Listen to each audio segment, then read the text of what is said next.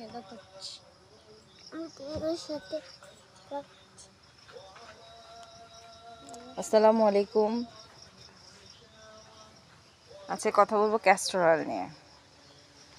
Castor oil সবাই চিনেন এবং জানেন, তাই না? ক্যাস্টর অয়েলটা আমাদের ত্বকের জন্য এবং আমাদের স্কাল্পের জন্য, অ্যাকচুয়ালি চুলের জন্য খুবই ভালো। কিন্তু ক্যাস্টর অয়েল অনেকে ইউজ করার পর দেখা গিয়েছে অনেকের র্যাশ উঠে গিয়েছে মুখে।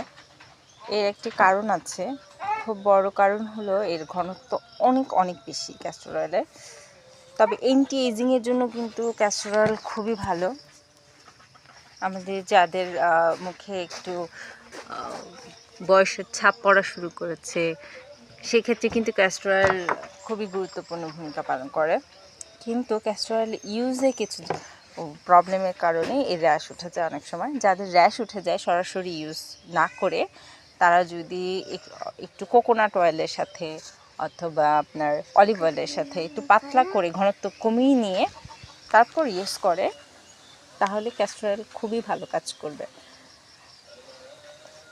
ক্যাস্টর অয়েলটা সরাসরি আমাদের ত্বকে ইউজ না করাই ভালো। ভালো থাকবেন সবাই।